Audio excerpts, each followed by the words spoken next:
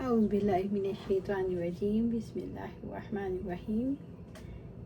سورۃ نساء آیا 51۔ اس آیت کا شان نزول ابن عباس رضی اللہ تعالیٰ عنہ سے روایت ہے کہ کعب بن اشرف یہودی کفار قریش کو مسلمانوں کے خلاف جنگ پر آمادہ کرنے کے لیے مکہ گیا تو قریش نے اسے کہا تم اہل مدینہ میں سب سے معزز اور ان کے سردار ہو، ذرا اس حقیر اور ذلیل آدمی کو دیکھو تو صحیح جو اپنی قوم سے بھی الگ ہو گیا اور اسے اس زوم میں مبتلا ہے کہ وہ ہم سے بہتر ہے، حالانکہ حاجیوں کی خدمت کرنا، انہیں پانی پلانا اور بیت اللہ کی نگرانی کرنا ہمارا کام ہے۔ یہ سن کر کعب نے کہا تم لوگ اس سے بہتر ہو، تو اللہ نے انا شانیہ کا هو الابتر اور یہ آیت نازل فرمائی۔ الم تر الی الذین اوتوا نصیبا من الکتاب، کیا آپ نے نہیں دیکھا ان لوگوں کی طرف جو کتاب میں سے ایک حصہ دیے گئے؟ اس سے مراد یہودی ہیں جو اہل کتاب ہیں، لیکن وہ طاغوت پر ایمان رکھتے ہیں۔ یؤمنون بالجبت والطاغوت، وہ بتوں پر اور باطل معبود پر ایمان رکھتے ہیں۔ نبی صلی اللہ علیہ وسلم نے فرمایا پرندے اڑا کر، خط کھینچ کر، فال گیری کرنا اور بشگونی لینا یہ جبت میں سے ہے۔ جبت توہمات، خرافات، بے اصل اور بے فائدہ چیزوں کے لیے ایک جامع لفظ ہے۔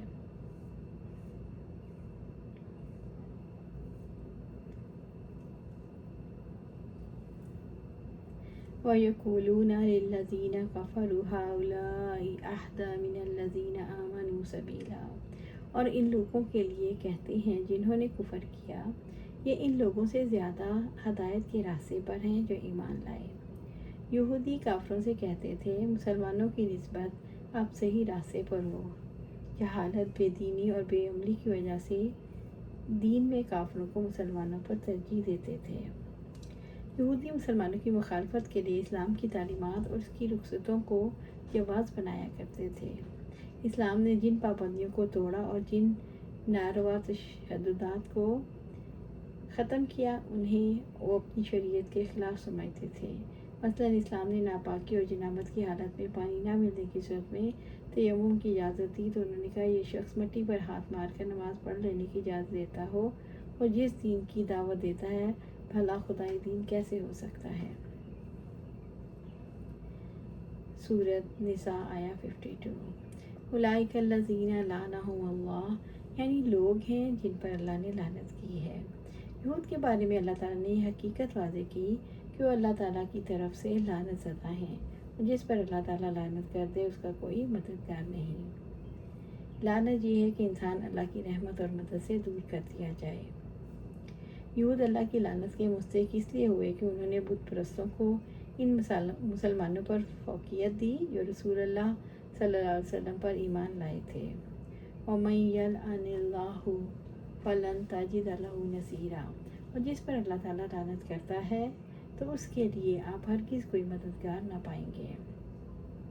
وَمَن يَلْعَنِ اللَّهُ، اور جس پر اللہ لعنت کرے، فَلَن تَجِدَ لَهُ نَصِيرًا، تو اس کے لیے آپ کوئی ہرگز مددگار نہیں پائیں گے۔ وَمَن يَلْعَنِ اللَّهُ فَلَن تَجِدَ لَهُ نَصِيرًا، اور جس پر اللہ تعالیٰ لعنت کرتا ہے تو اس کے لیے آپ ہرگز کوئی مددگار نہ پائیں گے۔ اللہ تعالیٰ صرف ان لوگوں کی مدد کرتے ہیں جو اس طرح ایمان لائیں جس طرح ایمان لانے کا حق ہے، اسلامی نظام کی اس طرح اطاعت کریں جس طرح اطاعت کا حق ہے، اور جو اپنے تمام فیصلے اسلامی شریعت کے مطابق کریں۔ سورۃ نساء آیا 53۔ ام لہم نصیب من الملک، یا ان کے لیے کوئی حکومت میں حصہ ہے؟ کیا اللہ تعالیٰ کے اقتدار و اختیار میں ان کا حصہ ہے؟ فَإِذًا لَا يُؤْتُونَ النَّاسَ نَقِيرًا، تب وہ لوگوں کو کھجور کی گٹھلی کے شگاف برابر بھی نہ دیں۔ الناس سے یہاں مراد مسلمان ہیں، نقیرہ سے مراد شگاف ہے جو گٹھلی کی پشت پر ہوتا ہے۔ یہودیوں کے بخل کی مثال دی گئی کہ اگر اللہ کی بادشاہت میں سے ان کا کچھ حصہ ہوتا تو یہ کھجور کی گٹھلی کے شگاف جتنا بھی مسلمانوں کو نہ دیتے، اگر ایسا ہوتا تو لوگ بھوک سے ہلاک ہو جاتے۔ سورۃ نساء آیا 54۔ ام یحسدون الناس علی ما آتاہم اللہ من فضلہ، یا وہ لوگ لوگوں سے اس پر حسد کرتے ہیں جو اللہ تعالیٰ نے انہیں اپنے فضل سے عطا کیا۔ یہود کی صفت بخل کے بیان کے بعد ان کی ایک دوسری بری خصلت حسد کو بیان کیا۔ یہود اس بات پر حسد کرتے تھے کہ آخری نبوت یہود کو چھوڑ کر کسی اور کو کیوں دی گئی۔ حسد دو طرح کے لوگ کرتے ہیں، جن کے پاس نعمت نہ ہو حسد کرتے ہیں، اور جن کے پاس اللہ تعالیٰ کی نعمتیں ہوں پھر وہ حسد کریں تو شر اور بگاڑ ہے، اور یہ بگاڑ یہودیوں کے حصے میں آیا۔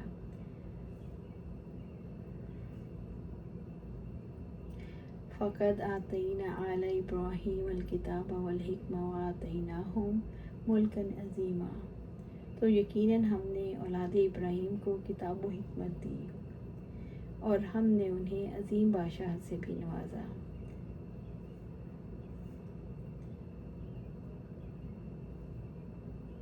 حکومت، سلطنت اور خلافت کتابت اور حکمت کے نتائج میں سے ہیں۔ جب بھی کسی قوم کو اللہ کی حکمت، کتاب اور حکمت عطا کریں اور سچی شکر گزاری کے ساتھ اسے قبول کر لیں تو اللہ اسے خلافت بھی عطا کرتے ہیں۔ یہود کا حسد اسی وجہ سے تھا کہ وہ جانتے تھے زمین کی بادشاہت قرآن حکیم کے ساتھ بندھی ہوئی ہے۔ سورۃ نساء آیہ 55۔ وَمِنْهُمْ مَنْ آمَنَ بِهِ، پھر ان میں سے کوئی ہے جو اس پر ایمان لایا، جو ایمان لایا یا نبی صلی اللہ علیہ وسلم پر۔ اس سے مراد قرآن مجید بھی ہے، یعنی یہود میں سے کچھ جو محمد صلی اللہ علیہ وسلم پر اور قرآن پر ایمان لائے، اور کچھ ہیں جو اس پر ایمان لانے سے رک گئے۔ وَمِنْهُمْ مَنْ صَدَّ عَنْهُ، اور ان میں سے کوئی ہے جو اس سے منہ موڑ گیا۔ یہود نے خود بھی منہ پھیرا اور لوگوں کی اکثریت کا رخ پھیرنے کی بھی کوشش کی۔ وَكَفَىٰ بِجَهَنَّمَ سَعِيرًا، اور جلانے کو جہنم ہی کافی ہے۔ جن لوگوں نے اللہ تعالیٰ کی راہ سے لوگوں کو روکا، خود اس سے منہ موڑ گئے، ان کے جلانے کے لیے جہنم کافی ہے۔ جس نے حسد کیا، کفر کیا، بخل اور مکر سے اللہ کی راہ سے روکا، اس کے لیے جہنم کی آگ ہی کافی ہے۔ اللہ سبحانہ تعالیٰ سے دعا ہے ہمیں قرآن و سنت پر عمل کرنے کی توفیق دے، اس پر جمع دے، اور جنت الفردوس کے اعلیٰ مقام پر اپنے پاس گھر عطا فرمائے۔ آمین یا رب۔